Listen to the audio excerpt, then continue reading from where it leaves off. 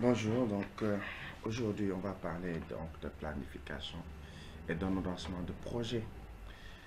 Alors dans les supports de cours, vous verrez plein d'informations sur ces choses-là. Donc il y a un préalable à connaître, il faut connaître les définitions de base, sinon on ne pourra pas ordonnancer.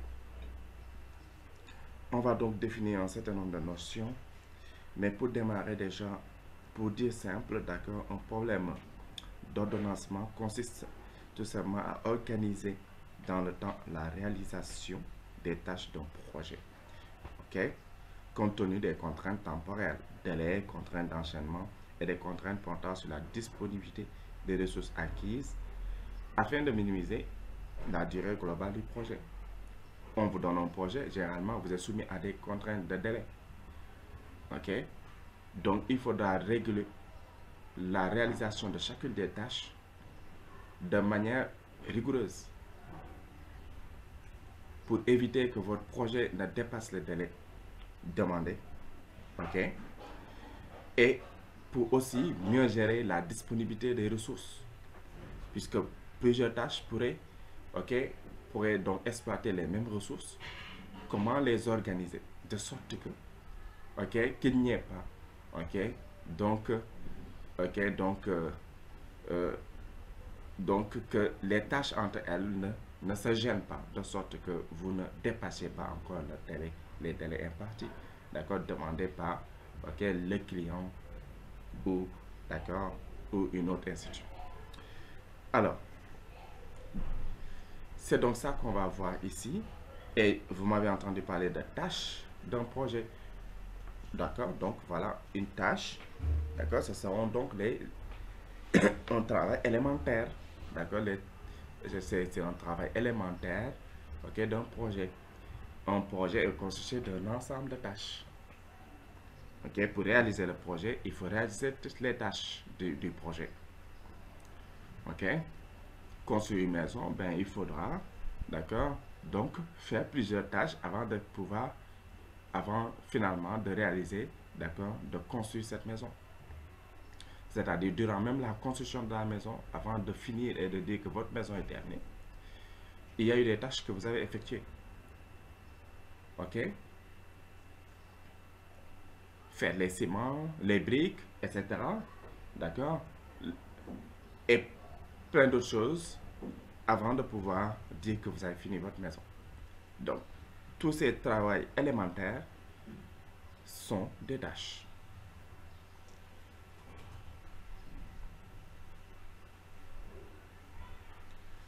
Plusieurs méthodes maintenant sont disponibles pour nous pour résoudre ce genre de problème. D'accord? On peut donc utiliser plusieurs méthodes. Très utilisées. On a une méthode de type diagramme à barre qu'on appelle la méthode de Gantt. Une méthode MPM, c'est-à-dire méthode des potentiels métra.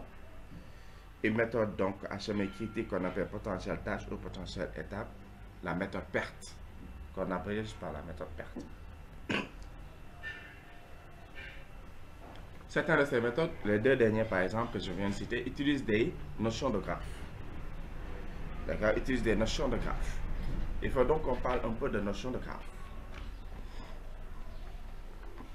Alors, un graphe, qu'est-ce que c'est? C'est tout simplement la donnée d'une paire, d'accord, N et A, où N va représenter un ensemble de nœuds, d'accord, N lui, ce sera juste un ensemble de nœuds, d'accord, c'est un ensemble de nœuds.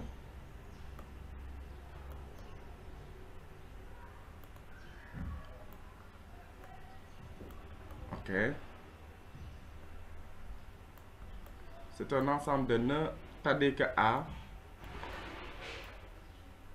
est un ensemble d'arcs. D'accord, c'est un ensemble d'arcs.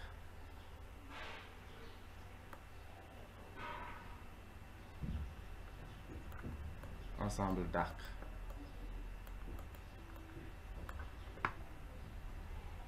D'accord?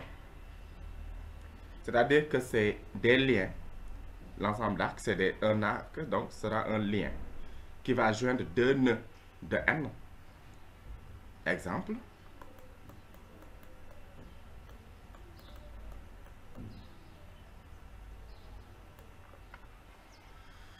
Exemple, vous avez,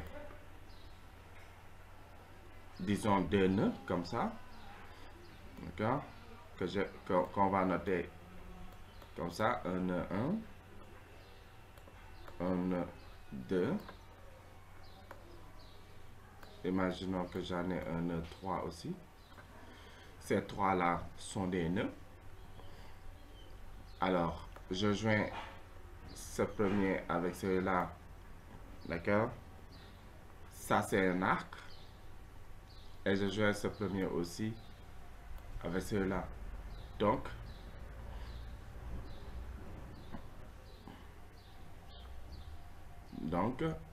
vous avez que ça,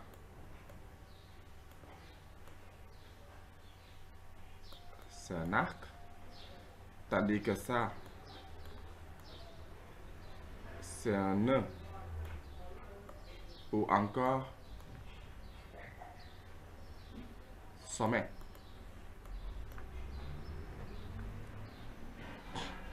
OK?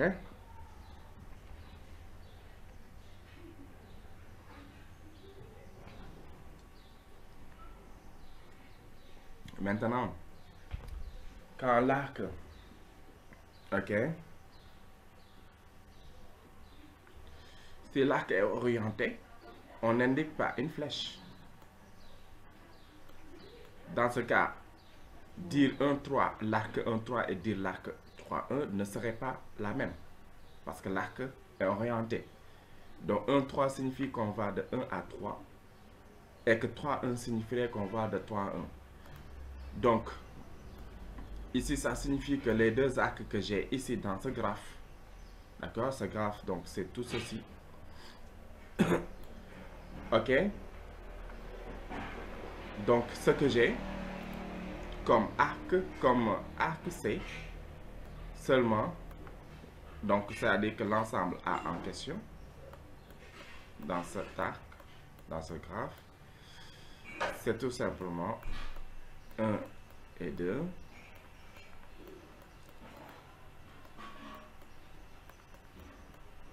1 et 3.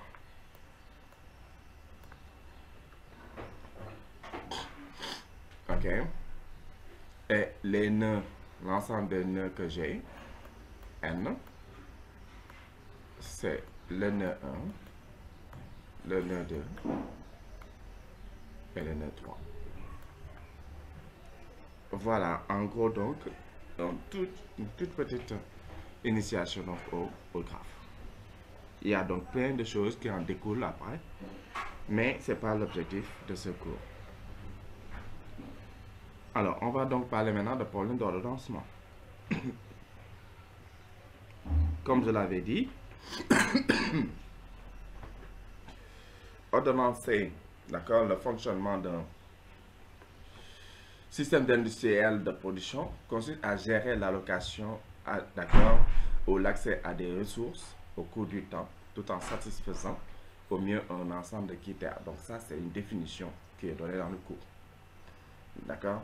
Donc, comme je l'avais dit, tout simplement, ordonnancer, ce sera donc tout simplement de planifier, d'accord, de gérer, d'accord, donc la réalisation des différentes tâches du projet, ok, de sorte donc à gérer donc les délais temporels, ok, donc liés donc à la réalisation non seulement de chacune des tâches, mais aussi du projet général, de tout le projet, ok. Donc, une tâche, comme je l'avais dit, est un travail élémentaire, d'accord, donc qui constitue le projet. Ben, elle nécessite un certain nombre d'unités de temps et de ressources. Une tâche I sera caractérisée par ces choses-là, d'accord, on va les citer parce que c'est important pour une tâche, pour identifier, d'accord, une tâche en tant que telle doit être constituée, ok, donc de ces doit être caractérisé, ok, par ces différentes propriétés-là.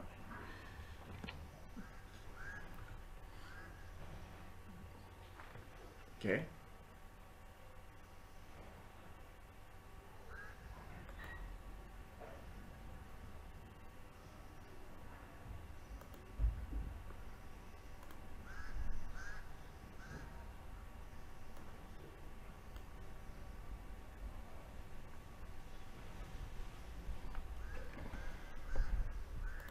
Donc, je disais qu'une tâche, ok, est caractérisée par une date de début, TI, d'accord, au plus tôt ou au plus tard, ok. Pour une date donnée, que ce soit date de début ou date au plus tard, d'accord, date de début ou date de fin plutôt, on en a deux types. On a au plus tôt et on a au plus tard. Ok, pour toute tâche, il faut un début. D'accord, pour une tâche I, il faut un début. D'accord, donc date de début. Ok, qu'on va noter TI. Cette date de début peut être au plus tard ou au plus tôt. Donc dans ce cas, je dirais, par exemple, on va noter nous TI avec la barre en haut pour dire à ce moment-là que c'est une date au plus tôt.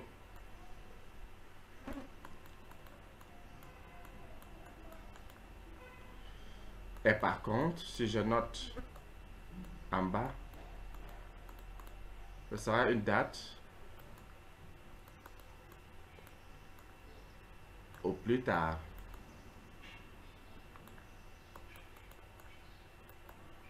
Bon, généralement, on entend déjà parler de ces choses-là de manière naturelle, en langage, tout simplement, sans se soucier tout simplement de cette différence. Mais quand on dit qu'un projet ou bien quelque chose, une tâche, doit être finie au plus tôt, telle date, ou quand on dit au plus tard, telle date. D'accord? Ça, on le dit déjà dans les expressions. Mais ici, on va le voir de manière beaucoup plus, ok, donc appliquée. On va voir, d'accord, qu'il y a vraiment une différence entre ces deux et que, d'accord, donc on peut, ok, avoir plusieurs, d'accord, donc qu'on peut donc avoir donc plusieurs, d'accord, au niveau d'un schéma donné. Ok, on peut avoir les dates au plus tôt, d'accord, les séquences de dates au plus tôt, d'accord, de toutes les tâches d'un projet et les dates au plus tard d'un autre côté, d'accord, d'un projet. Ok, et donc ici, d'accord, ça c'est les dates de, il faut les dates de début, bien sûr. D'accord, il faut aussi, bien sûr, la même chose, mais de fin. Il faut bien sûr une date de fin. Un projet doit s'arrêter à un moment donné. Il y a une durée. C'est parce que, en fait, il y a une durée. D'accord? Une durée. D'accord? Il y a une durée. Il y a une durée que l'on va noter, par exemple, DI si on veut, ou DIJ pour marquer le fait que c'est la durée de la tâche I, mais jusqu'à ce qu'on arrive à la tâche J, par exemple. OK?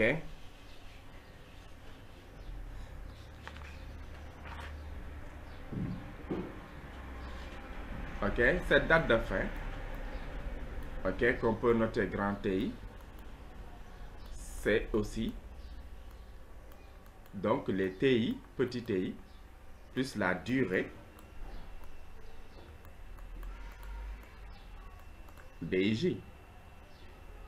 Vous prenez une tâche, d'accord, sa date de début, vous lui ajoutez sa durée, la durée que doit, d'accord, que l'on doit effectuer pour cette tâche, combien de temps cette tâche devra durer pour sa réalisation. C'est des données en général, c'est des données dont on dispose en général au démarrage du projet. On sait chaque tâche, par exemple, quelle est la durée qu'il nous faut pour la réaliser. Donc, quand vous savez, quand vous démarrez la date de début, qui est petit i, vous ajustez cette durée, vous aurez la date de fin. Quand est-ce que cette tâche sera achevée?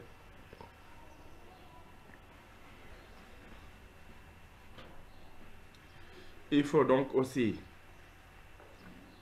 elle est aussi caractérisée par une quantité de ressources, ok, et une date de disponibilité aussi. Bon, je ne vais pas écrire ces autres. Tout est dans le support.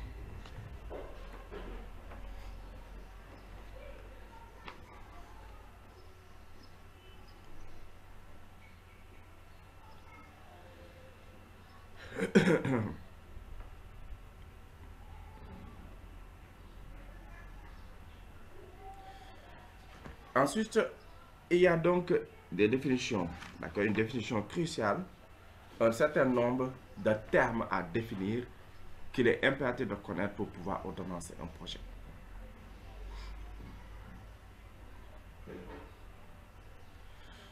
D'accord? La première, c'est début au plus tôt d'exécution d'une tâche. On vous dit début au plus tôt d'exécution d'une tâche. Donc, début au plus tôt. Ben, on vous dit que c'est le maximum des fins au plus tôt des tâches qui la déclenchent.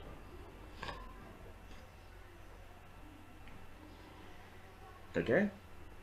C'est le maximum des fins au plus tôt des tâches qui la déclenchent.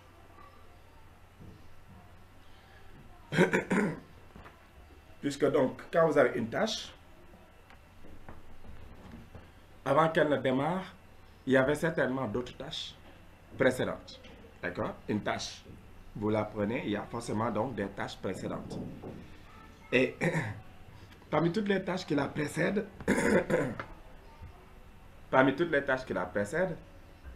il est impératif que ces tâches soient finies avant qu'elles ne puissent démarrer. C'est pour ça qu'on vous dit le maximum, d'accord, des fins au plus tôt. Ok? Donc, ça garantit que toutes les tâches sont finies au plus tôt, leur durée au plus tôt sont tous achevées. D'accord? Leur date au plus tôt sont tous atteints. Et à ce moment-là, la tâche I pourra démarrer. Parce que c'est une tâche qui, dans l'ordre chronologique, est à la suite de toutes ces tâches-là. Donc, il faudrait que donc sa date de début au plus tôt sera donc égale à la date, au maximum des dates des fins au plus tôt, d'accord, de toutes les autres tâches qui la précèdent, qui sont nécessairement avant elle. D'accord? On vous parle donc de début au plus tard d'une tâche.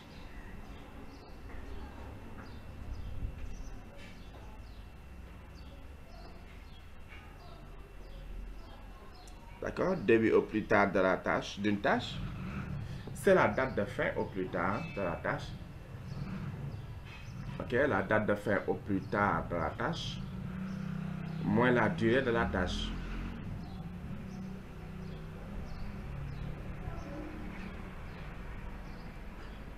Donc, début au plus tard, c'est fin au plus tard, moins durée. Assez logique. Fin au plus tôt, c'est la date de début au plus tôt, plus la durée de la tâche. Le début au plus tôt, on en a parlé en premier, en disant que c'était le maximum des fins au plus tôt, des tâches qui la déclenchent. Donc, fin au plus tôt maintenant, c'est la date de début au plus tôt, vous ajoutez la durée de la tâche.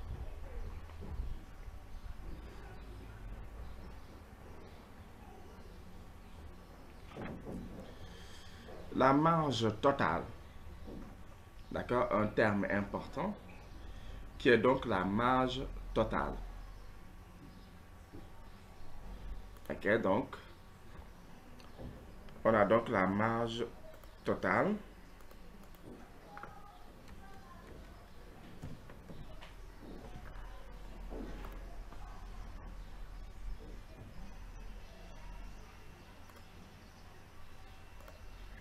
Donc, marge totale.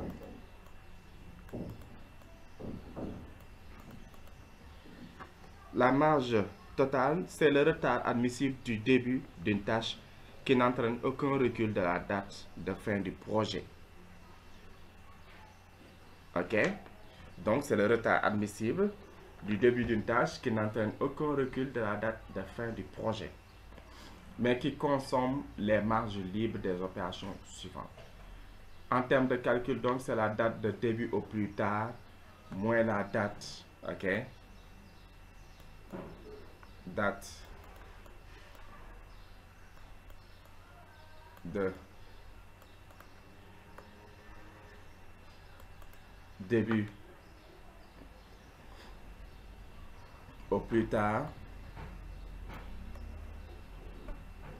date de début donc au plus tard. OK, donc c'est la date de début au plus tard des tâches. OK, donc la date de début au plus tard moins la date de début au plus tôt.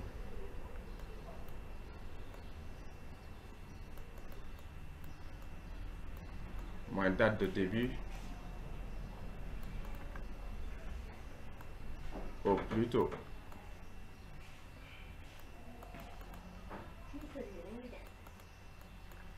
Donc, c'est la date de début au plus tard moins la date de début au plus tôt.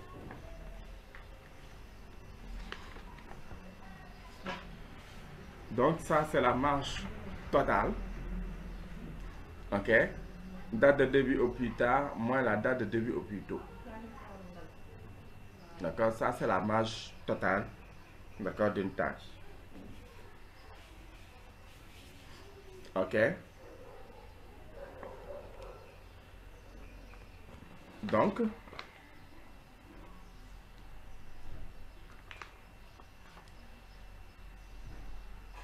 dans le cours, vous verrez donc les différentes notations. On a aussi donc la version en notation, d'accord, donc plus simplifiée, que je donne un peu plus tard, d'accord.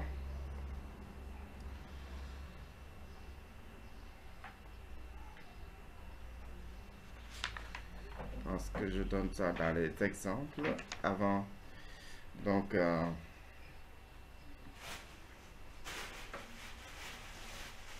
OK.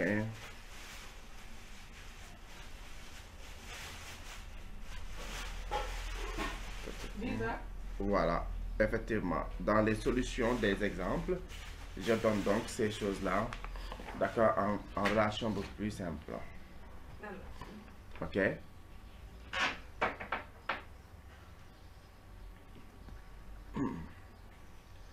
Alors, la marge libre,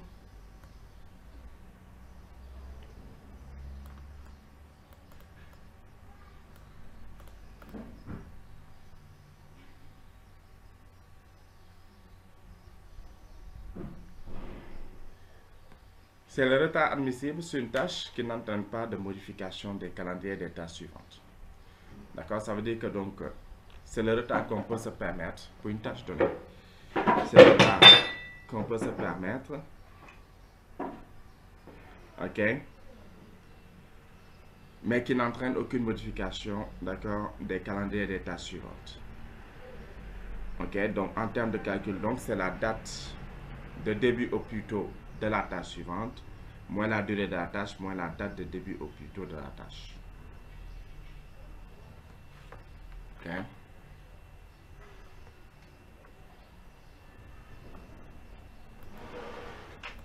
Donc, date de début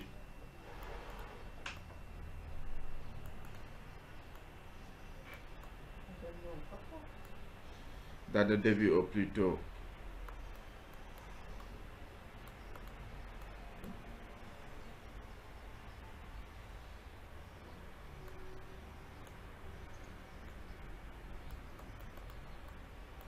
de la tâche suivante.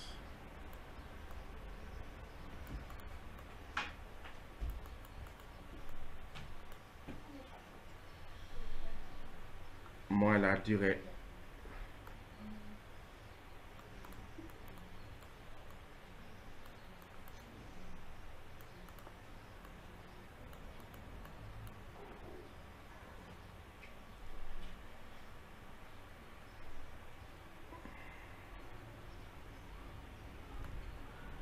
de la tâche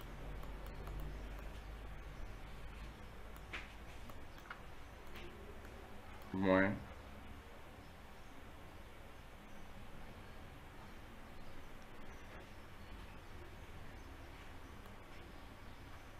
la date de début.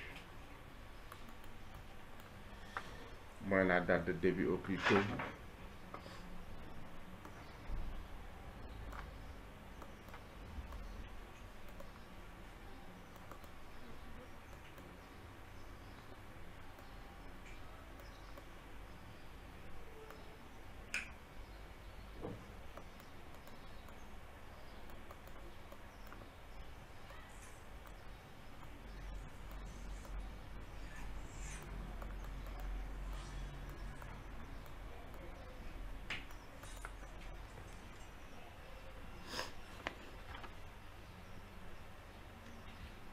Et on a aussi un terme, d'accord, le terme donc de chemin critique, ok, qui est donc l'ensemble des tâches dont la marge totale ainsi que la marge libre, d'accord, est nulle, d'accord. Ça veut dire que pour les tâches du chemin critique, pour identifier le chemin critique, il faut identifier le chemin constitué que de tâches dont la marge totale est nulle et la marge libre est nulle. Ok. Donc, on vous dit aussi que c'est le chemin dont la succession des tâches donne la durée d'exécution.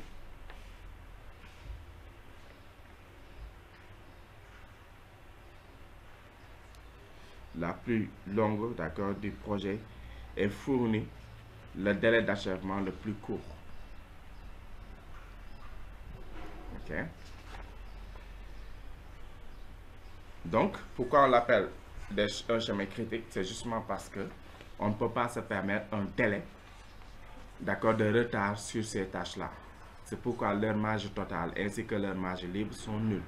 Parce qu'il n'y a aucune marge permise pour ces tâches. On ne peut pas avoir de retard pour ces tâches. D'accord, si on en a, d'accord, donc la moindre retard sur une de ces tâches, alors le projet, d'accord, la durée totale du projet est déstabilisée. Ok, donc c'est ça.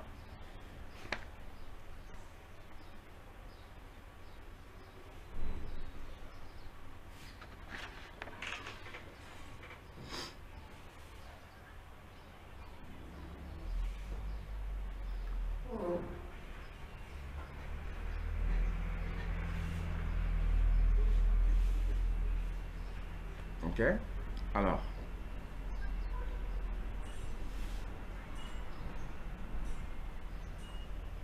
donc c'était donc, j'ai donc parlé du chemin critique tout à l'heure. Ok, le chemin critique. Ok, qui est constitué des tâches dont la marge totale et la marge libre sont nulles.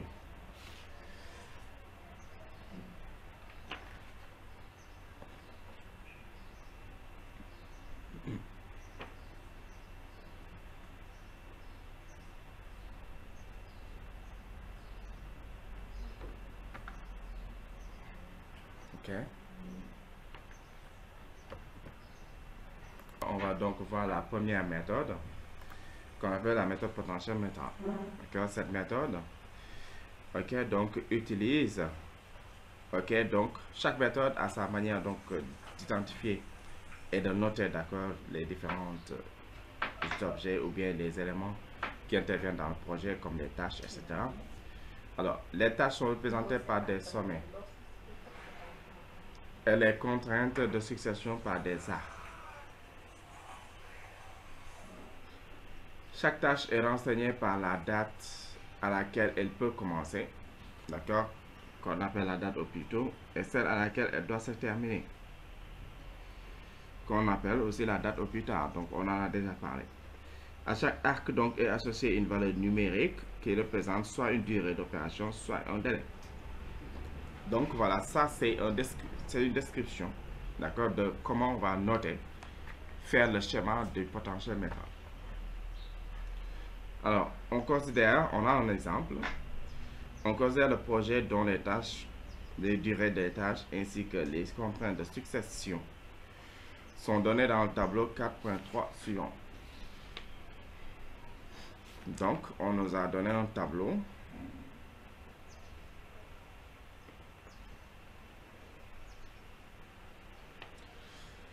Et faire l'ordonnancement du projet par la méthode des potentiomètres. Indiquer le chemin critique. Calculer la marge totale et la marge libre des tâches. Donc, c'est dans le tableau 2.1. Ok, donc on a une représentation des tâches prédécesseurs, successeurs. Ok, on vous dit que la tâche A, d'accord, on a donc une représentation. On nous dit que la tâche, c'est ça, les durées.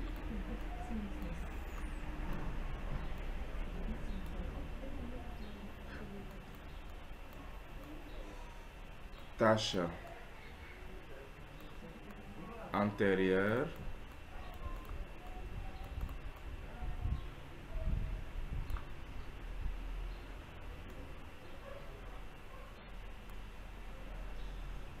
On nous donne la tâche A d'abord, dont la durée c'est 2, et il n'y a pas de prédécesseur. B, la durée c'est 4, et il n'y a pas de prédécesseur non plus. La tâche C, sa durée c'est 4, et son prédécesseur c'est la tâche A. La tâche D, sa durée c'est 5, et son prédécesseur ou ses prédécesseurs sont A et B. La tâche E, sa durée c'est 6, et ses prédécesseurs sont C et D. Voilà. On va maintenant faire, d'accord, on va donc faire l'ordonnancement, d'accord, de ce projet-là. La question 1 donc demande de faire l'ordonnancement du projet par la méthode des potentiomètres. Alors, la solution est donnée aussi dans le support. Ok, donc la première chose à faire, c'est d'initialiser donc le sommet de début avec une date au plus tôt égale à 0. D'accord, on crée une tâche fictive qui marque le démarrage. D'accord, on le considère comme une première tâche qui est le début en fait.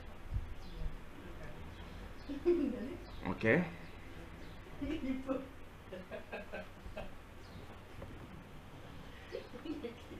Qui sont les suivants. On initialise, d'accord, donc le sommet de début avec une date au plus tôt égale à 0. Ça donc c'est un premier sommet fictif, ok, qui va juste nous servir de sommet de départ. Et ensuite, à partir de là, pour les autres sommets J, la date au plus tôt se calcule par TJ bar. Donc, on avait dit la barre quand elle est en haut, c'est la notation, d'accord, donc de la date au plus tôt, d'accord, est égal au maximum des dates au plus tôt de la tâche précédente plus D plus sa durée, d'accord, pour tous les prédécesseurs I de la tâche I. On vous dit aussi qu'à la fin, on applique une convention, c'est-à-dire qu'on fait que la date au plus tôt de la fin, d'accord, c'est-à-dire la fin, comme on a fait aussi une tâche début fictive, on va aussi faire la même chose pour une fin fictive. On va la considérer comme une tâche et on dit qu'à ce niveau, on prend la convention suivante que la date au plus tôt est égale à la date au plus tard. Pour les autres sommets I, la date au plus tard se calcule par...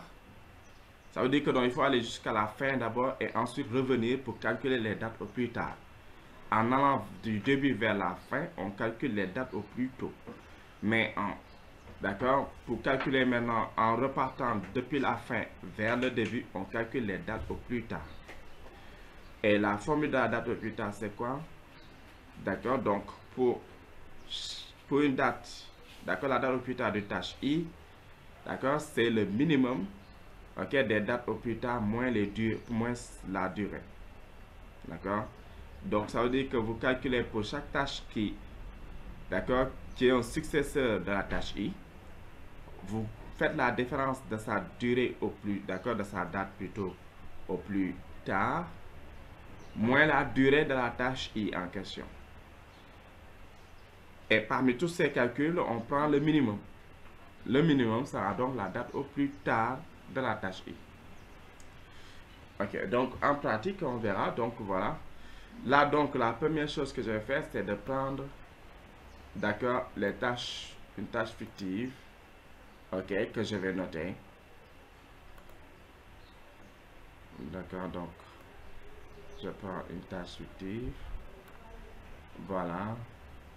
Au départ, je vais donc la noter.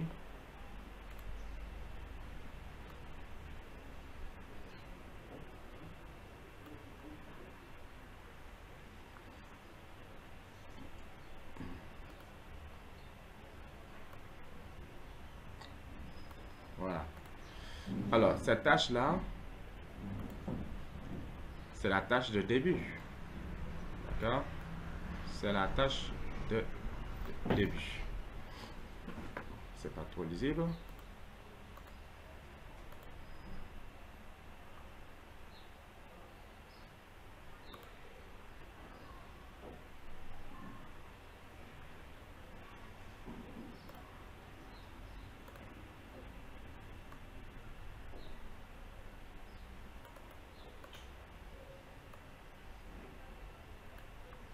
Voilà.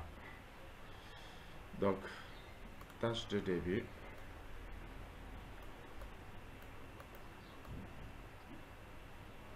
Voilà. Et au début,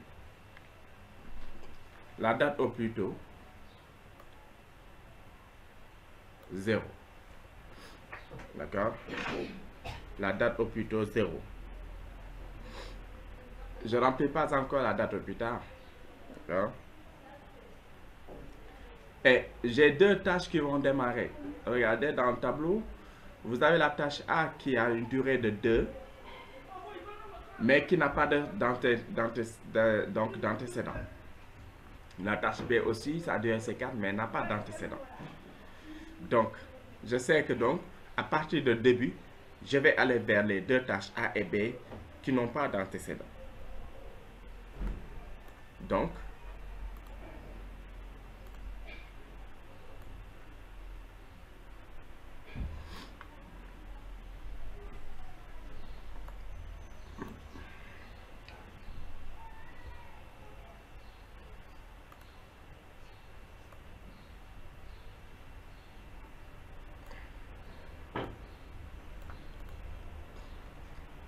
et donc là, je vais dire que ça, c'est la tâche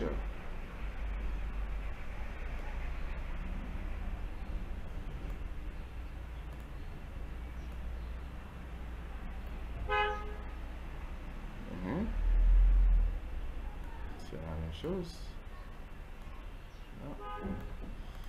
Donc, ça, c'est la tâche que j'appelle la tâche A. Et là, la tâche B. Je vais tracer l'arc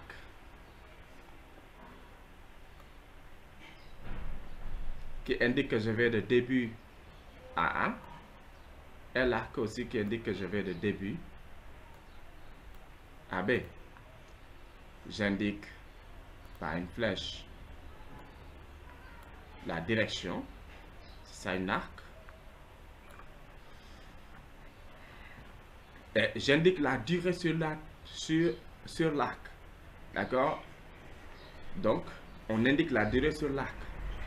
Donc, on me dit que donc, la date de la tâche début est une tâche fictive. la durée, c'est 0. OK? Donc, on indique sur l'arc la durée de la tâche, d'accord, d'où on vient, disons. OK? Maintenant, je vais calculer. Bon, ou sinon, je mets d'abord tous les liens d'arc, OK, ainsi que tous les sommets, et ensuite, je fais les calculs des dates au plus tôt, ainsi que des dates au plus tard. Bien, donc, je vais poursuivre d'abord, je vais choisir de mettre d'abord toutes les arcs, et ainsi que tous les sommets. Alors, on sait que C, il suit C. C a pour prédécesseur A. Ça veut dire qu'à partir de A, je dois aller vers C et ensuite vers D aussi. A va vers 2 sommets. On voit que D a pour antécédent aussi le point A. D'accord, le sommet A, la tâche A. Donc, ça veut dire que donc, après la tâche A, je dois prendre 2 arcs, un arc qui va vers C et un autre qui va vers D. Donc, je vais mettre de ce côté-ci le point. D'accord, l'arc. Je vais mettre ici.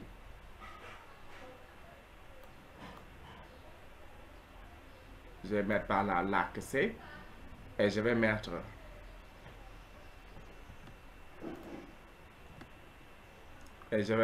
par là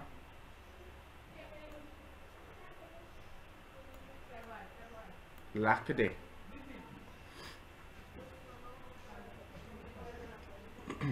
OK?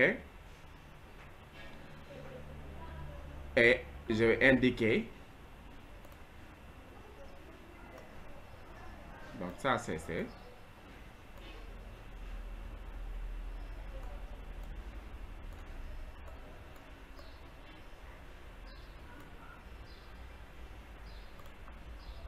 C. D. Et je vais indiquer par une flèche, voilà.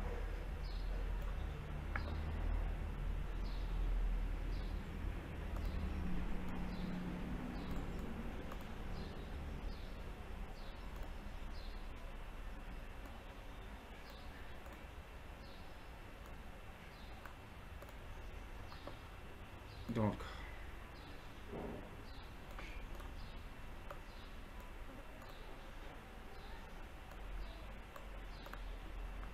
voilà.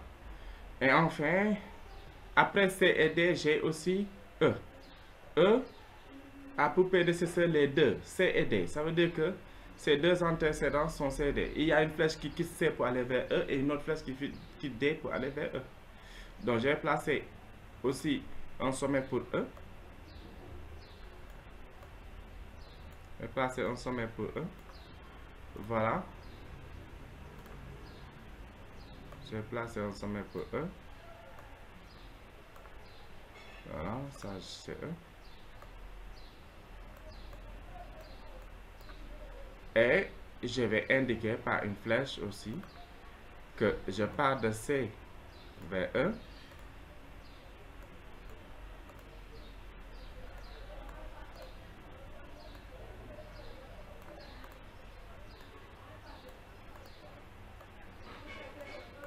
Voilà. Et la tâche fictive, maintenant, de fin.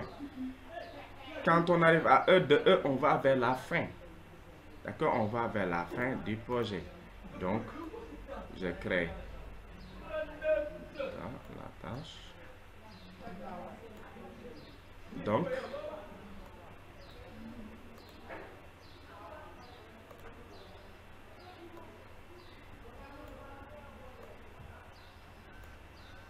et là, c'est la tâche de fin.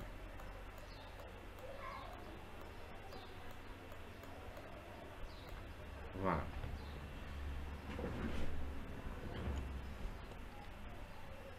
Bon, ici j'avais oublié un truc. Un lien plutôt entre A, d'accord, entre A et D, puisque, comme on l'avait vu, que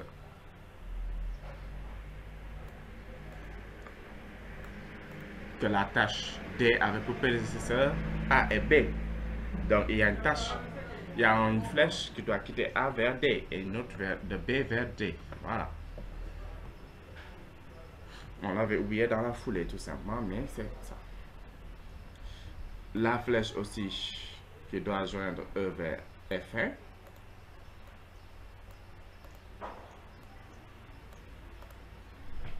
Et je vais mettre maintenant, ok, je vais commencer maintenant à calculer les dates au plus tôt. J'ai déjà mis 0 pour début. D'accord, ça c'est la case des dates au plus tôt.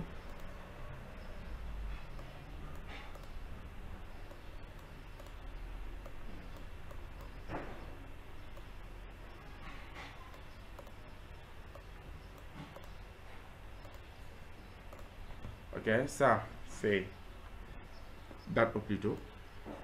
D'accord.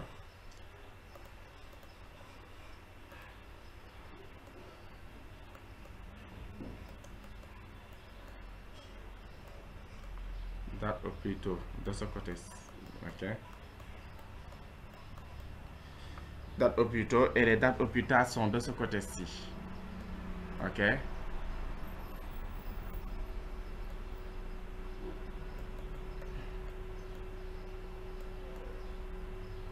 Au plus tard. Donc, d'abord, je fais l'ordonnancement avec les dates au plus tôt. D'accord. Donc, voilà. Que je fais.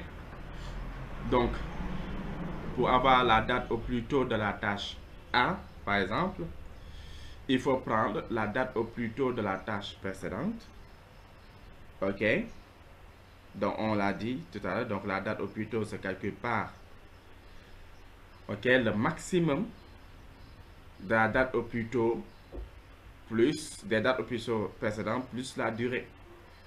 Par exemple, pour avoir la date au plus tôt de A, je regarde les tâches qui le précèdent. Ici, il n'y en a qu'une seule, c'est début. Donc, la date au plus tôt de début, plus 0, plus la durée qui est 0, ça me donnera 0.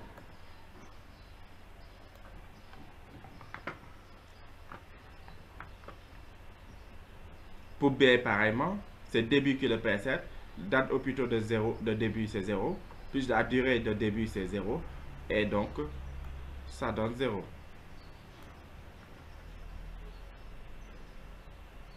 Maintenant, la durée de A, c'est quoi? Sa durée, c'est 2. Donc, sur toutes les arcs, j'ai 2 ici pour A. Et j'ai 4 ici parce que la durée de B, c'est 4. Maintenant, la date au plus tôt de C, c'est quoi? La date au plus tôt de C, c'est la date au plus tôt de A, plus la durée de A, qui vaut 2.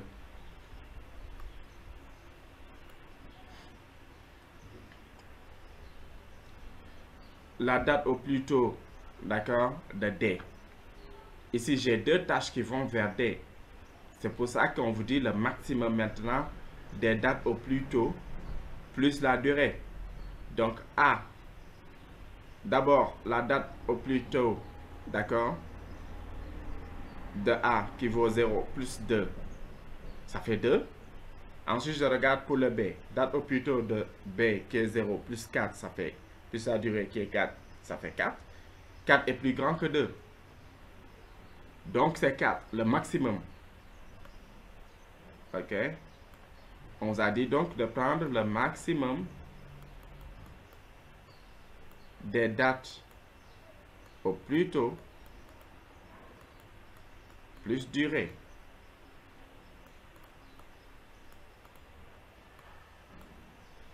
On vous dit que ça, c'est la date au plus tôt de TJ. Donc, il faut prendre tous ces... Il faut calculer les dates, d'accord, identifier les sommets prédécesseurs ou les tâches prédécesseurs. Vous calculez leur date au plus tôt plus leur durée. Et on prend le maximum de ces calculs. Alors, ensuite, la tâche C doit durer 4. D'accord? Ici, on n'a pas précisé d'unité de temps. Mais on peut dire que si, par exemple, dans un autre exemple plus réaliste, on aurait pu dire 4 jours. D'accord? Mais en tout cas, c'est 4 unités de temps. Ça dépend maintenant, quelle est cette unité de temps? Est-ce que c'est des mois? Est-ce que c'est des jours, des semaines, etc. Alors, 4 pour C. C doit durer 4. D doit durer 5. La date au plus tôt de E, donc, il y a 2 tâches qui viennent vers E, qui sont C et D. Il faudra prendre le maximum de 2 plus 4 ici déjà pour C. 2 plus 4, ça fait 6. Alors que pour l'autre, c'est 4 plus 5, ça fait 9. Donc, 9 est plus grand, c'est celle-là qui sera la date au plus tôt.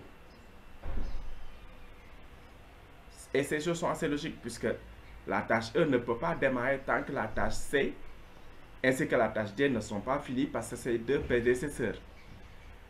Donc, il faudra bien sûr que le dernier de ces tâches soit fini d'abord. C'est pour ça que c'est le maximum. Et la tâche E va durer 6 unités de temps. Donc, la date au plus tôt de fin, c'est 9 plus 6.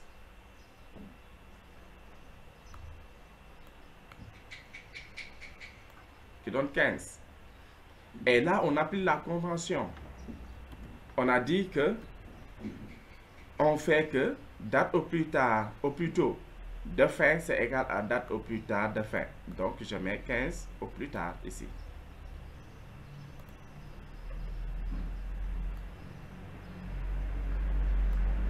Bon, c'est pas très visible.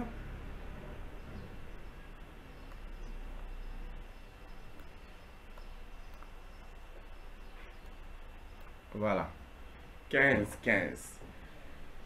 Et ensuite, si je veux mettre maintenant les dates au plus tard des autres tâches, je reviens en arrière. On revient en arrière. On nous dit que pour avoir la date au plus tard, vous prenez donc, d'accord, le minimum des dates au plus tard moins les durées. Donc, ici, j'ai 15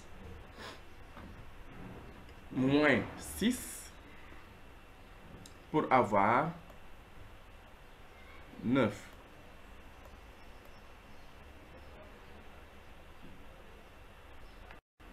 Pour la tâche C, je vais, d'accord, son successeur c'est 1. Donc j'ai 9 moins 4 pour faire 5. La tâche D, j'ai 9 moins 5 pour faire 4. La tâche B, j'ai 4 moins 4 pour faire 0. La tâche A, il y a deux tâches qui viennent, qui sont des successeurs de A. Donc, le minimum, d'accord, de date au plus tard moins la durée. Donc, 5, la tâche C, d'accord, sa date au plus tard c'est 5, moins la durée de la tâche A qui était 2. Donc, 5 moins 2, ça fait 3. Et je regarde l'autre, 4 moins 2, ça fait 2. Le minimum qu'il faut prendre, donc c'est 2. C'est pas bon.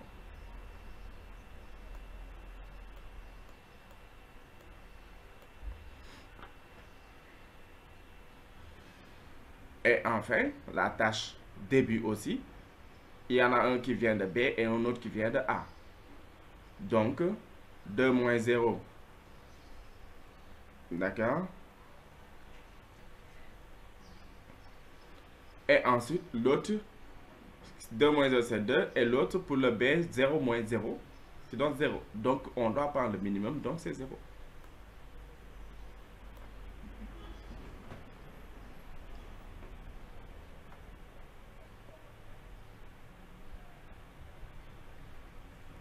Voilà, ça, c'est la méthode MPM.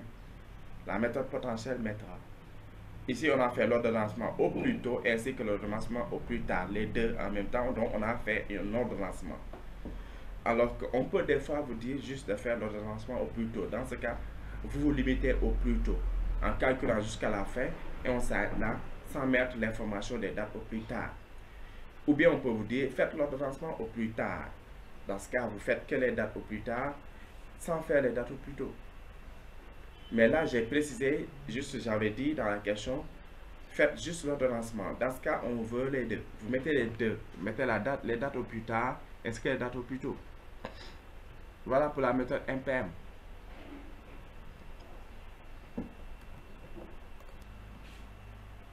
Donc,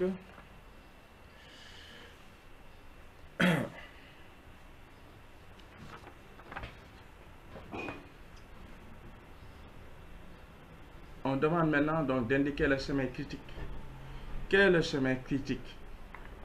Le chemin critique, on l'avait dit, c'est quand donc vous avez, d'accord, les dates au plus tard et les dates au plus tôt sont égales.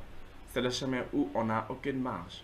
Vous avez ici donc 0, 0 pour le B, 4, 4 pour le D, 9, 9 pour le E, jusqu'à la fin. Donc voilà, donc là, le chemin critique est donc quoi? D'accord, donc le chemin critique, le chemin hop, critique,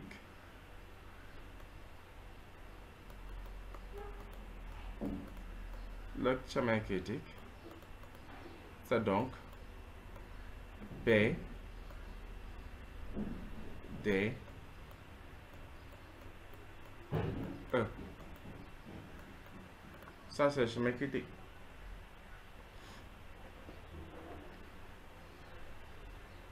Ok? C'est BD.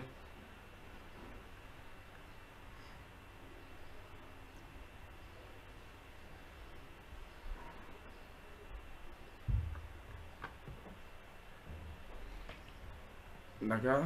Donc, calculer les marges totales et la marge libre des tâches. Donc, on sait déjà que au niveau des chemins critiques, leur marge totale et leur marge libre sont des zéros. D'accord? Donc, on peut ne pas perdre de temps sur leur calcul.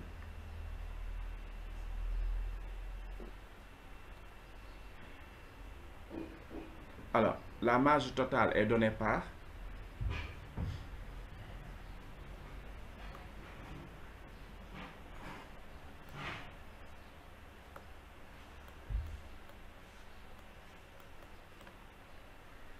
marge totale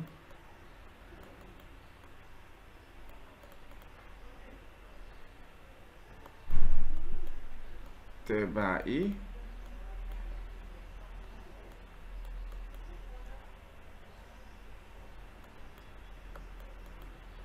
donc date au plus tard moins date au plus tôt.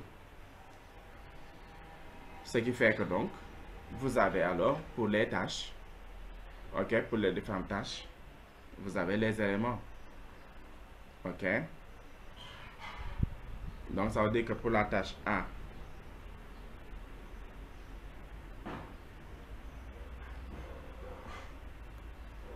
donc pour la tâche A, vous avez donc 2 moins 0 égale à 2.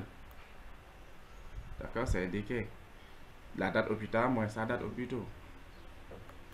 Pour B, bon, B, D, ainsi que E. Bon, pour E, c'est 0. Pour C, vous avez 5 moins 2.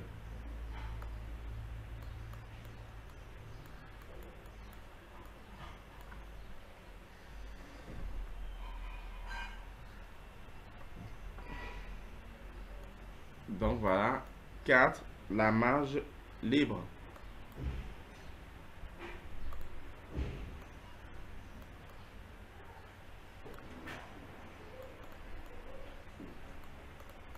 La marge libre.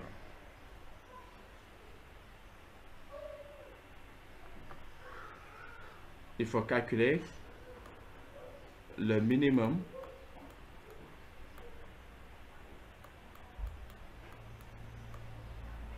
de TJ moins TI moins DIJ. Donc le minimum des dates au plus tôt des tâches, d'accord, précédentes, des tâches successeurs plutôt, moins la durée, la date au plus tôt de la tâche I moins sa durée.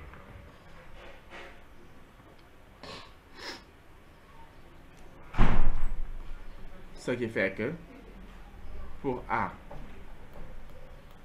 vous avez, comme la tâche A, justement, il y a deux successeurs, le C et le D, il faut prendre le minimum entre date au plus tôt de D, date au plus tôt de C d'abord, je vais prendre C, date au plus tôt de C, qui est 2, d'accord, moins, ok, donc,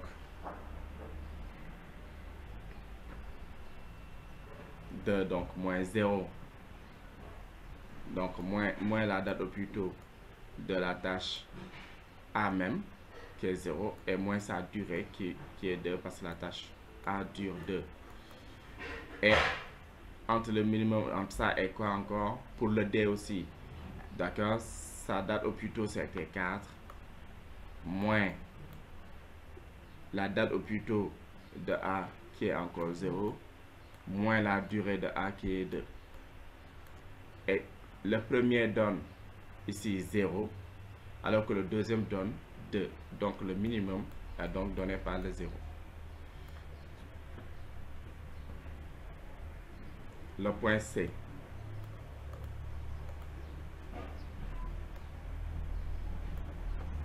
Là, on n'a pas besoin du minimum parce que le point C ne va que vers un seul successeur qui est E. Donc, pas besoin du minimum. Je dis tout simplement que c'est 9 moins 2 moins 4.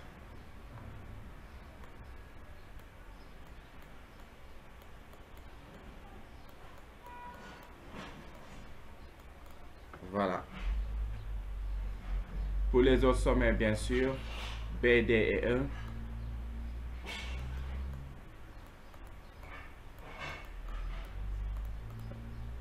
C'est 0. Leur marge libre est nulle.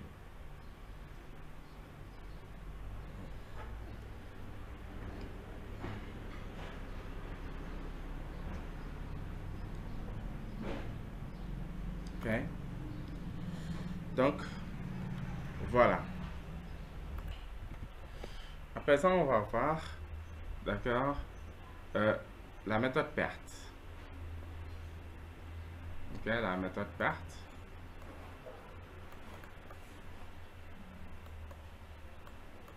Méthode perte.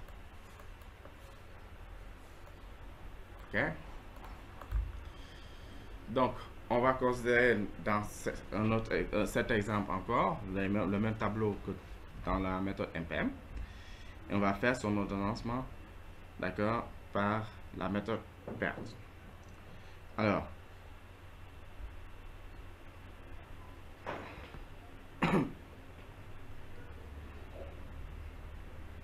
donc, dans la méthode perte, il est nécessaire de faire un classement par niveau. On va en parler tout à l'heure. Alors, on nous dit dans cet exemple, on considère le même tableau que précédemment, faire l'ordonnancement du projet par la méthode perte. Indiquer le chemin critique, faire un tableau de marge totale et de marge libre des tâches. D'accord. Alors, on va utiliser la méthode perte. On classe par niveau d'abord. On va faire un tableau de niveau.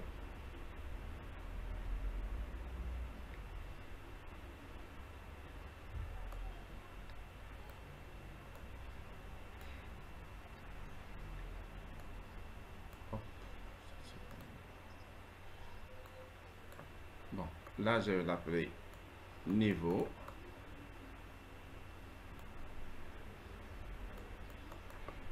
Et la tâche.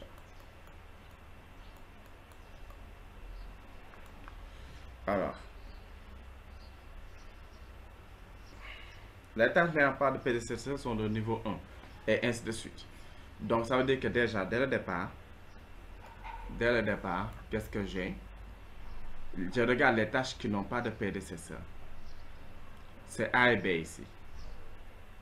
Donc, déjà, le niveau 1, ici, sera constitué des tâches A et B.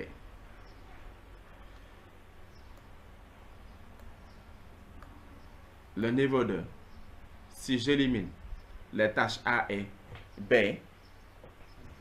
puisque j'ai réglé le cas, j'élimine les tâches A et B, je vois que C et D seront les tâches suivantes qui n'auront pas de prédécesseur. Donc, niveau 2.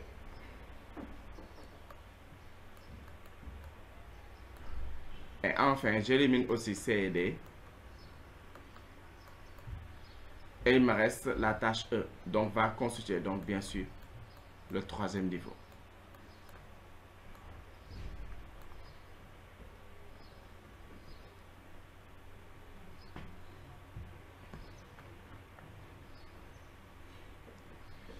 Et ensuite, cette fois-ci, les sommets des arcs marquent plutôt l'aboutissement, d'accord, du projet. Mais c'est les arcs même qui représentent les tâches. Donc, c'est différent de la méthode de tout à l'heure, de la méthode impériale. Comme tout à l'heure, comme d'habitude, comme tout à l'heure, on va aussi initialiser une date, d'accord, une tâche fictive. Ok, donc je vais le numéroter à 1. D'accord, donc un aboutissement fictif, c'est-à-dire qui va juste marquer le début, ce n'est plus une tâche, parce que les sommets ne représentent plus une tâche dans ce schéma. Donc je vais avoir quoi? Je vais démarrer. Je mets un premier. Donc là.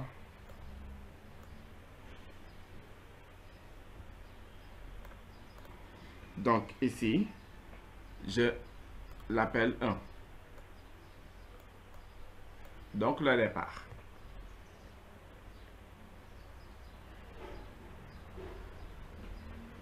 Ok? Je sais qu'à partir de là, je vais au niveau 1. Dans le niveau 1, il y a A et B. Donc, or les tâches A et B, les tâches sont indiquées sur les flèches. Donc, je sais qu'à partir d'ici, j'ai une flèche.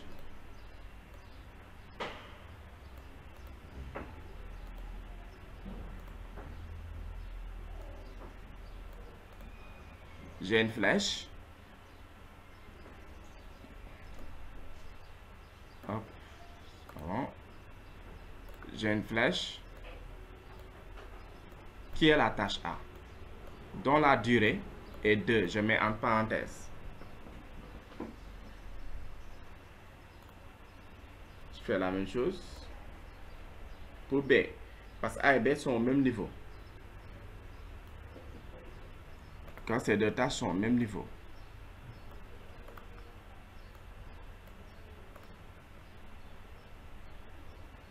Ça, c'est B,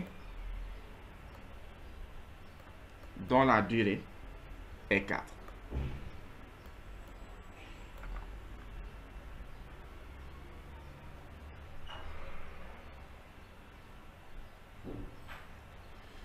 Donc, je mets l'aboutissement de la tâche A. Une fois la tâche finie, on marque par les sommets un aboutissement. D'accord, donc ici.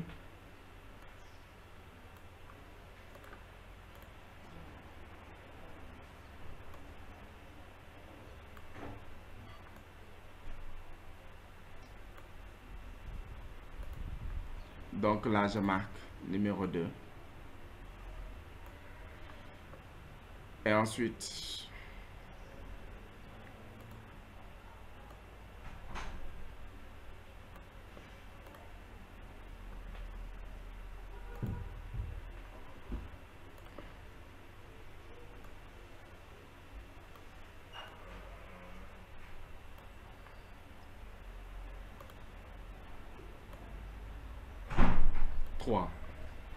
donc au niveau 1, il y a A et B.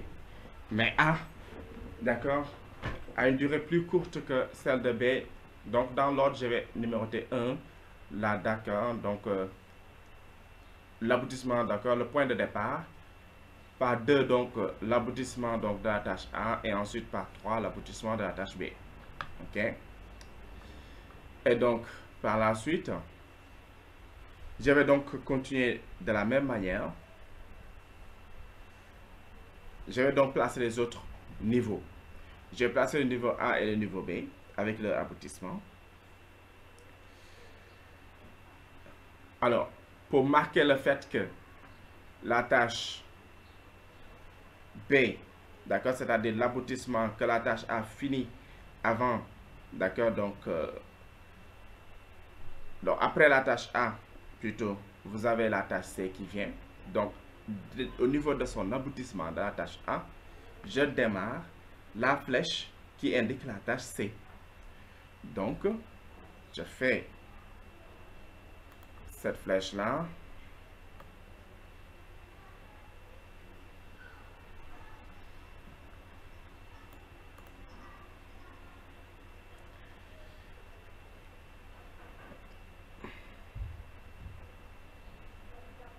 Donc, C et D sont du même niveau.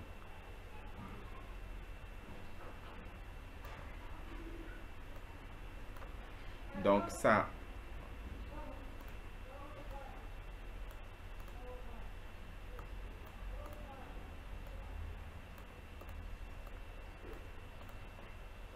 voilà. Les deux auront un aboutissement.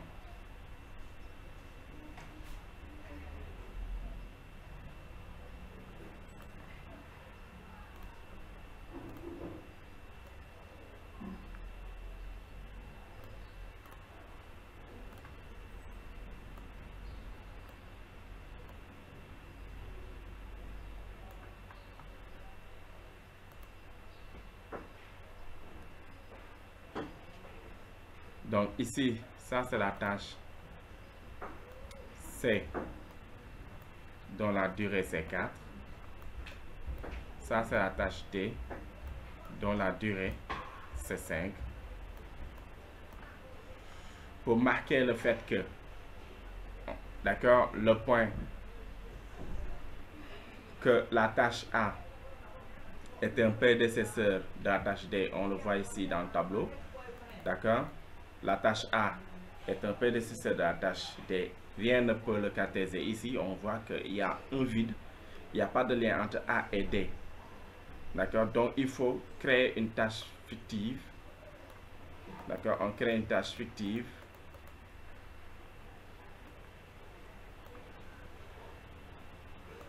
Qu'on va noter X est de durée 0. Va marquer le lien entre A et D. Ça veut dire que D n'arrive que si A est fini aussi. D'accord? Bon, ça donc c'est le numéro 4. Et après le niveau 2, il y a un dernier niveau qui est le niveau 3, où il n'y a qu'une seule tâche.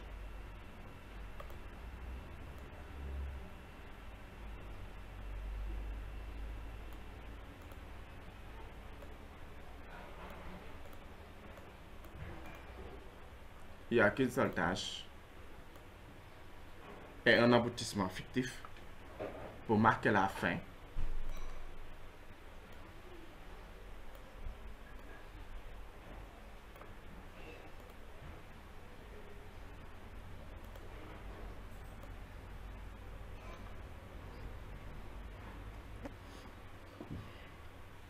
Et là, je mets 5. Et ici, donc, j'ai la tâche E2. Sa durée, c'est 6.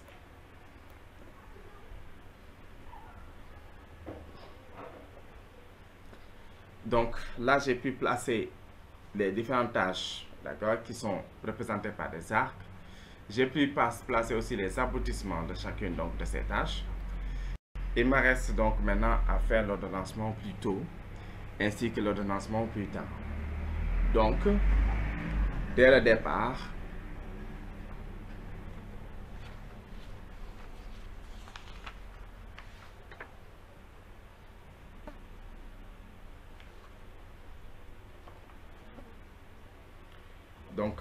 départ, j'ai donc 0 ici.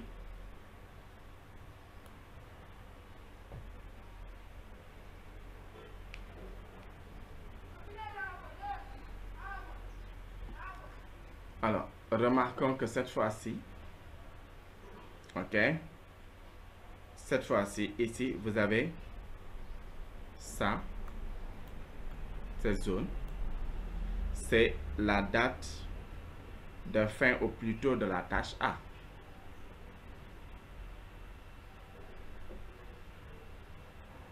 Parce que ça, ce n'est plus les tâches. Les sommets ne sont pas les tâches. Les sommets sont les aboutissements.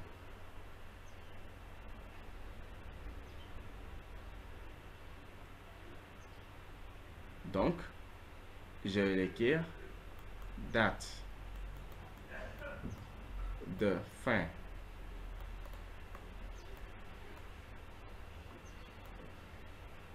au plus tôt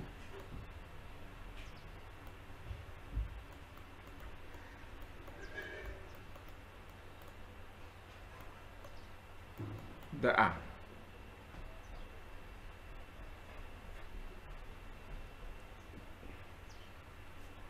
Tandis que celui-là va caractériser la date de début au plus tard.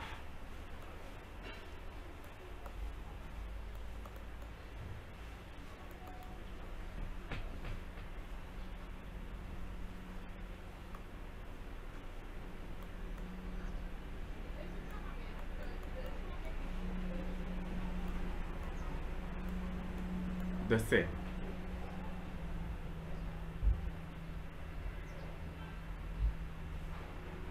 D'accord? N'empêche que, toujours, ok, on a quand même que de ce côté-ci, ça représente toujours la date au plus tôt et que de ce côté-ci, ça représente toujours la date au plus tard. Dans la case, à gauche, vous avez toujours la date au plus tôt, une date au plus tôt et une date au plus tard à droite. À gauche, date au plus tôt, à droite, date au plus tard. Mais maintenant, que représentent-ils les dates au plus tôt et les dates au plus tard de qui? C'est ça la question. D'accord? Donc, puisqu'il détermine un aboutissement, ça veut dire que donc c'est la date, la case à gauche va représenter une fin au plus tôt d'une tâche, d'accord, de la tâche qui a abouti à ce sommet. Et comme c'est le départ aussi d'une autre tâche, ben, la partie de droite sera la date de début, mais au plus tard de la tâche qui démarre à ce sommet-là. D'accord? Donc, il faut juste voir que donc, ces sommets ne sont plus des tâches, mais des aboutissements. Et là, on comprend bien les choses. Donc, ici, j'ai donc, ok, donc, les TI qu'on avait noté ainsi que les TI bas, d'accord, ainsi de suite. Donc, les I, les indices vont maintenant représenter non pas les sommets, d'accord, non pas les tâches, mais les sommets, les aboutissements ici. Ok?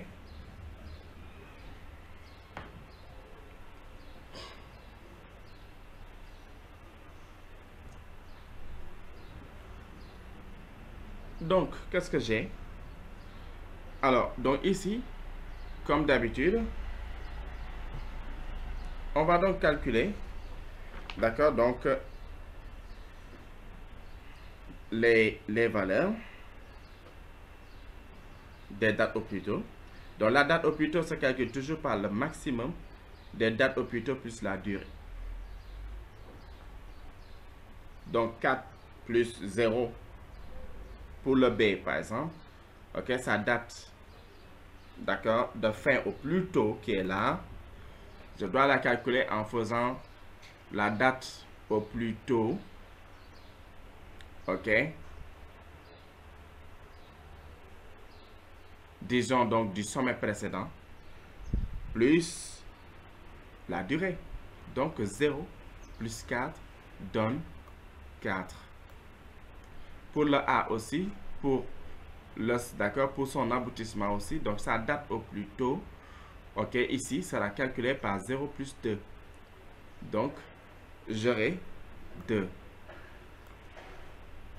Maintenant, à partir de l'aboutissement du point B, on prend des pas pour le D pour aller vers un autre aboutissement 4. Donc, pour l'aboutissement 3, donc la date, d'accord, pour avoir la date au plus tôt de 4, ben, il faut prendre la date au plus tôt du point de départ de D qui est 4, plus 5, ça fait 9. Ensuite, il faut donc 9 plus 6, d'accord, pour avoir, d'accord, la date au plus tôt, ok, donc de l'aboutissement 5, ok, du sommet 5, donc 9 plus 6, ça fait 15. On prend encore la même convention que à la fin, on a que date au plus tôt c'est égal à date au plus tard. Dans ce cas, je reviens en arrière pour calculer les dates au plus tard des 12 sommets. Et là, on doit aussi faire le minimum encore des TI moins les DIJ. Donc, pour avoir la date au plus tard, d'accord, de 4, il me faut prendre la date, d'accord, au plus tard de, d'accord, de 5 moins la durée de la tâche. Donc, qui est 6. 15 moins 6, donc, donne 9. OK? Je prends 9 moins 4 pour le sommet 2. Je prends 9. D'accord? Donc, comme le sommet 2, il y a deux choses. On va laisser le sommet 2 d'abord, le sommet 3. D'accord? Le sommet 4, 3, donc c'est 9 moins 5 pour donner 4.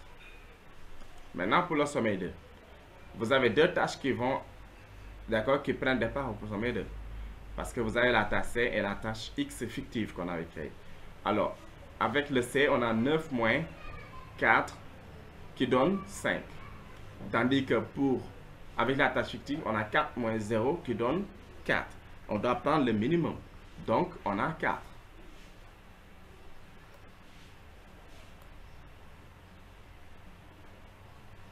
Et enfin, pour le sommet 1, donc on a 4 à partir de A, donc 4 moins 2, ce qui vient 2.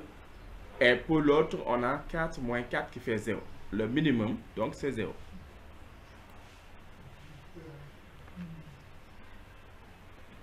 Voilà donc l'ordonnancement, d'accord, par la méthode PERT. Et le chemin critique est indiqué aussi. Vous avez B. Sur ce chemin-là, toutes les dates au plus tôt et les dates au plus tard sont égales. Sur les sommets, donc là, vous voyez que donc le chemin B, D et E est encore le chemin critique. Sur ce chemin-là, on n'a que des dates au plus tard et des dates au plus tôt égales.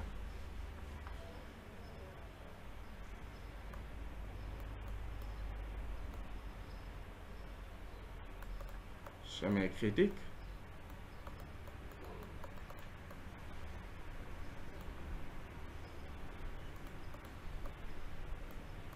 B, D et E. 3.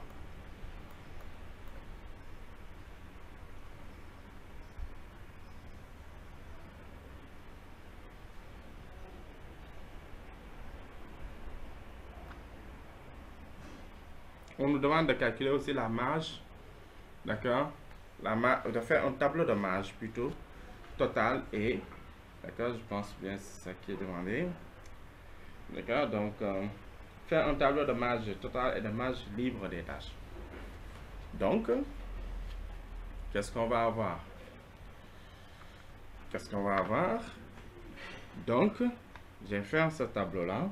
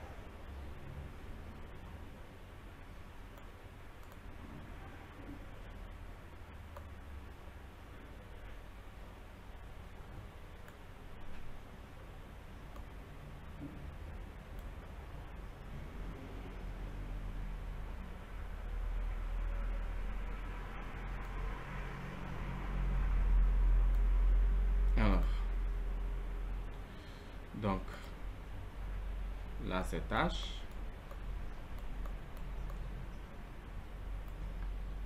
Là, c'est marge.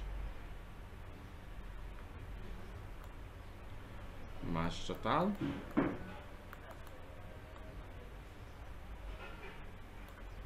Ça, c'est marge libre.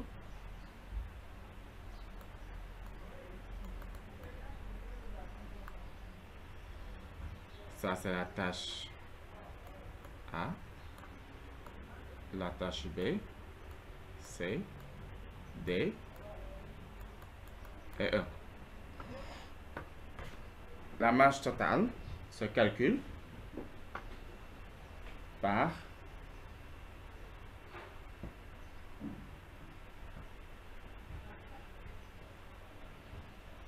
on le calcule ici, la marge totale. Donc, je vais l'écrire quelque part. Marge totale,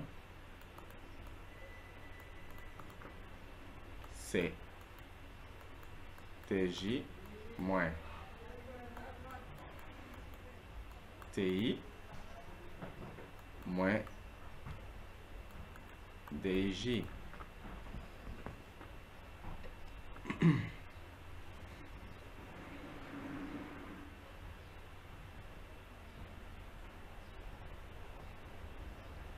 OK, marge libre.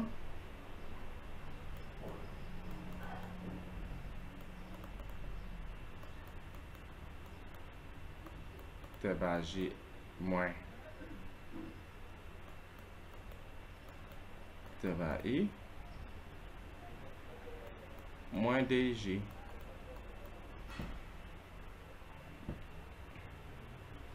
OK? Donc, voilà les deux formules et elles sont différentes de ce qu'on avait fait, d'accord, précédemment ici. Vous voyez, donc les formules sont différentes, d'accord. Donc, ici, donc, la formule pour, avec la méthode PERT, ben, c'est ainsi.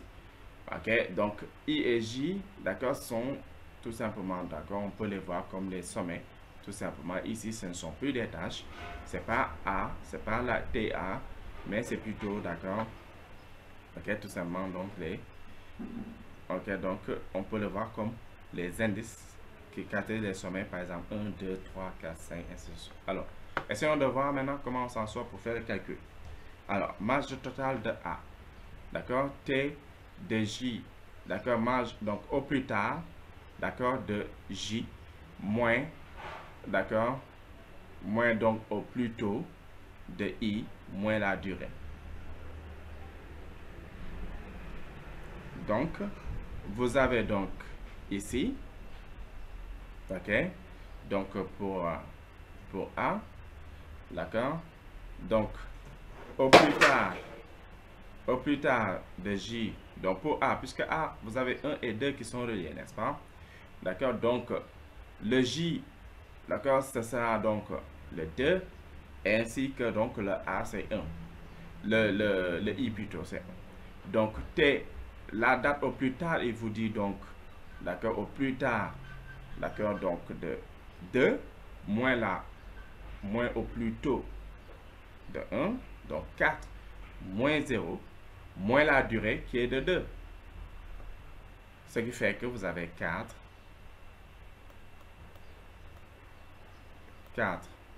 moins 0, moins 2, qui donne 2. B, vous avez aussi 3 et 1 qui sont reliés, donc 4. La date au plus tard de 3, c'est 4. Moins la date au plus tôt de 1 qui est de 0. Moins la durée qui est 4. Donc, vous aurez 4 moins 0 moins 4 égale 0. C. J'aurai donc 9 moins 4 moins 5.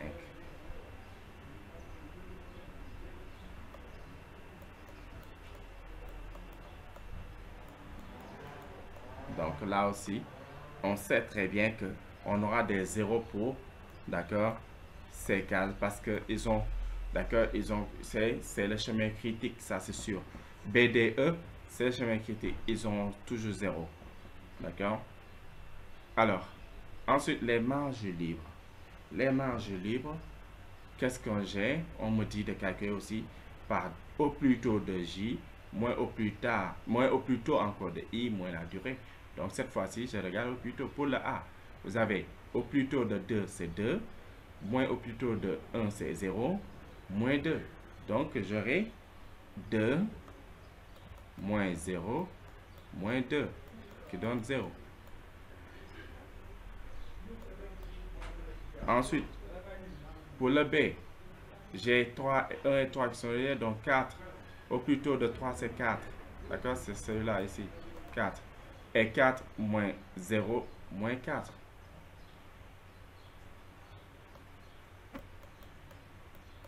Donc là aussi, on n'aurait pas eu besoin de calcul parce que B fait partie du schéma critique et il a 0, donc forcément. C, par contre, est un point qui ne fait pas partie du point critique. Là, on peut calculer aussi.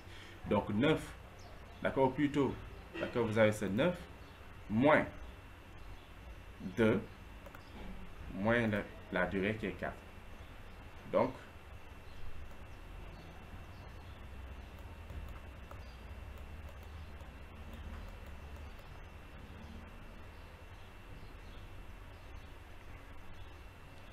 d'accord, 9 moins 2, d'accord, donc, moins 9, donc moins 2, moins 4, qui donne donc 3. Et les D, bon, là c'est clair, c'est des 0, d'accord. Et donc, voilà donc,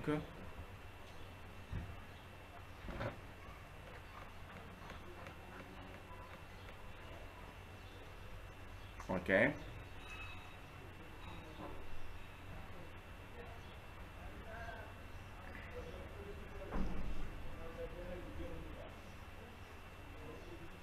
Donc, voilà, donc ici par contre, le point C pour la marge totale, donc peut-être qu'il y a une erreur, je vais voir. On a dit TJ, la date au plus tard, le point C est relié par, voilà, il relie 2 et 4. D'accord, on doit prendre donc la date au plus tard, d'accord, de 4, moins la date au plus tôt, ici, donc c'est 9 moins 2, moins la durée qui est 4, et donc effectivement, d'accord, c'est pas donc, c'était pas donc ça ici, donc 9 moins 2, moins 4, et qui donne encore donc 3 comme la marge libre. Voilà. Voilà ce qu'on donc obtient, d'accord, en faisant donc la méthode PERT. À présent, on va parler de la méthode du diagramme de Gantt. Ok, du diagramme de Gantt. Ok, diagramme de Gantt.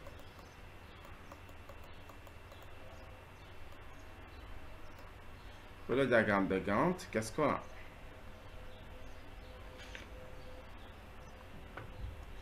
Le diagramme de Gantt est vraiment le plus simple. Donc, en général, elle est pas faite toute seule. En général, on ne le demande pas tout seul. D'accord, on ne le fait pas. Parce que tout seul, il est, disons, un peu, d'accord, radé en information. Il ne donne pas assez d'informations comme le donnent les autres types de méthodes MPM et PERT. En général, on l'accompagne avec ces méthodes-là. On fait du MPM et on fait le diagramme. Ou on fait du PERT, on fait le diagramme, etc. Alors, pour faire le diagramme, donc, il faut tout simplement qu'on trace, d'accord, un repère. On va tracer. On a ça. Je trace. Ok. Et je trace par là. Ok.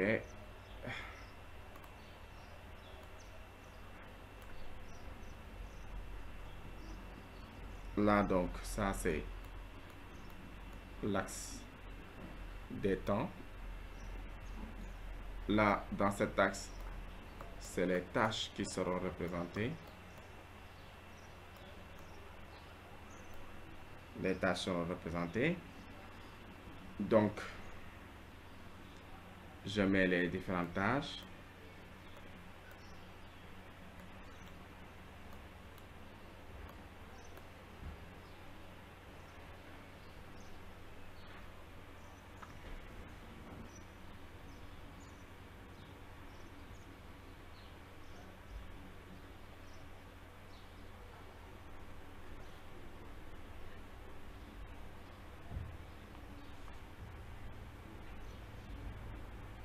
Donc, j'ai 5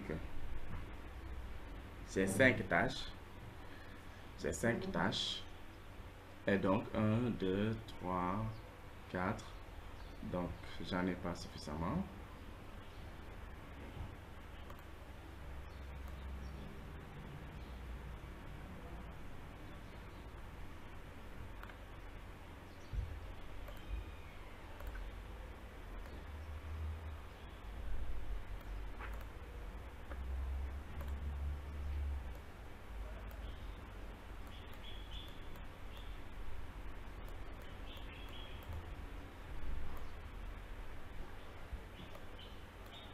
Là, je mets. Voilà. Maintenant, je commence donc par faire les choses.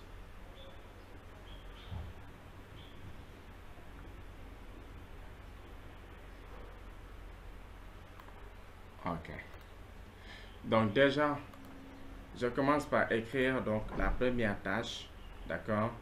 Donc c'est le même exemple, d'accord? Ici ce tableau. Ok, donc j'ai la tâche A, déjà qui est la première qui n'a pas de prédécesseur, ainsi que la tâche B, d'accord? Mais si je démarre, d'accord? Donc j'ai la tâche A. Ensuite, je sais qu'après A, la tâche qui le suit immédiatement, c'est C, parce que vous avez ici, A est un prédécesseur de C. Donc, ici, je vais mettre A déjà et commencer. On doit tracer des segments proportionnels à la distance, d'accord, à la durée. Et donc, parce que ici, effectivement, je n'ai pas encore fait ça, je gradue, d'accord, on gradue donc, on gradue, donc 1, 2, 3, 4, 5, 6, 7, 8, 9, 10, hop, bizarre, 11, 12, 13, 14, 15,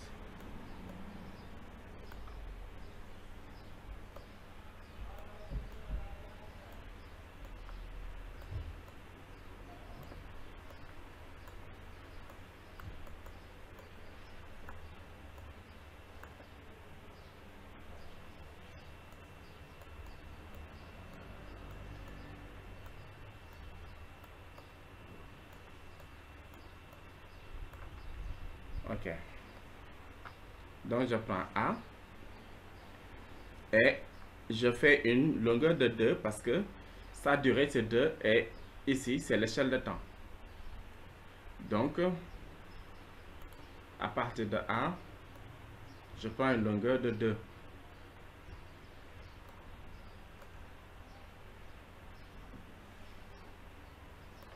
Je prends une longueur de 2. D'accord? Maintenant, je sais qu'après A, c'est C, donc je peux commencer par mettre C. D'accord? Je peux commencer par mettre C après. Et à partir de 2, de la tâche A qui a fini, on doit démarrer, d'accord? On doit démarrer une longueur de 4, parce que C dure 4. Donc, je prends une longueur proportionnelle à partir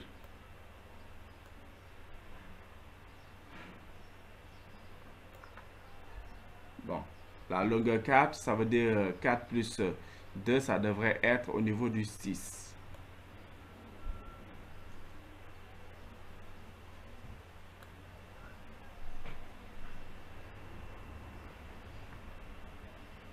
OK? Ça veut dire qu'ici, il y a un genre de lien fictif qu'il y a ici entre A et C.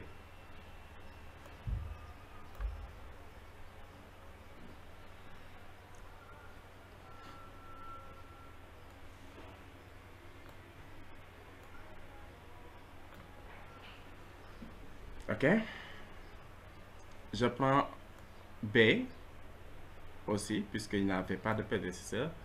Après A, c'est lui, d'accord, qui n'a pas de prédécesseur. Alors, à partir de B, on doit démarrer à partir de l'origine aussi et mettre une longueur de 4. Démarre à 0, autant 0, et on fait 4.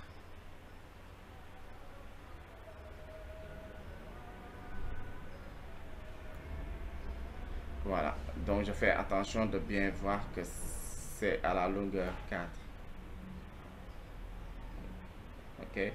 Bon, si vous faites ça sur feuille, normalement vous êtes capable de bien voir, vous mettez la règle et vous voyez si c'est bien vertical. OK? Que B, cette longueur-là mesure bien 4. OK? Et ensuite, après B, on sait que c'est D qui vient parce que D a pour un de ses successeurs, c'est B. Et donc, ici, je vais mettre D. Et je vais commencer à partir de la fin de D, de B plutôt. Mais au niveau de l'horizontale avec le point D, bien sûr, je vais démarrer. Voilà, je vais faciliter un peu en mettant le lien fictif. Et je vais démarrer ici pour D une longueur de, parce que D, sa longueur c'est 5, sa durée, donc proportionnelle à la longueur, donc c'est 5. Donc, ça veut dire déjà, comme l'autre c'était 4, 4 plus 5, je dois mettre à 9, ça c'est 5 unités. Là c'est 5 unités.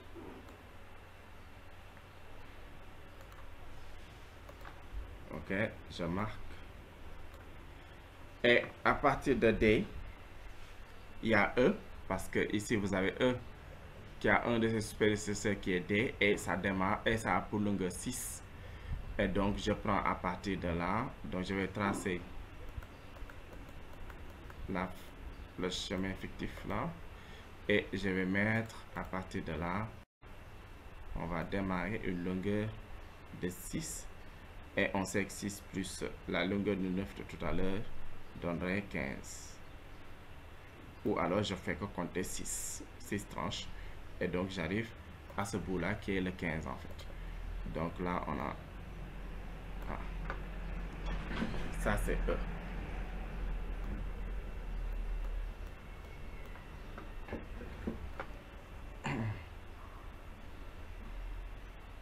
Voilà le diagramme de Gantt. OK, voilà le diagramme de Gantt, et le chemin critique, d'accord, est clairement apparu. C'est B, D et E. D'accord, c'est le chemin le plus long. D'accord. Et donc, voilà, il n'y a aucun dépassement à ce niveau-là. D'accord, donc après B, on a ça. Ici, on voit que donc on a une sorte de séparation entre A et C, donc dans le chemin A jusqu'à C, et le chemin B jusqu'à E. D'accord?